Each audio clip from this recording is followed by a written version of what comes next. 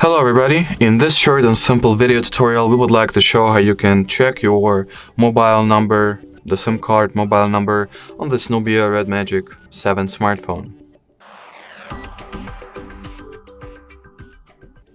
So first of all, open up the settings.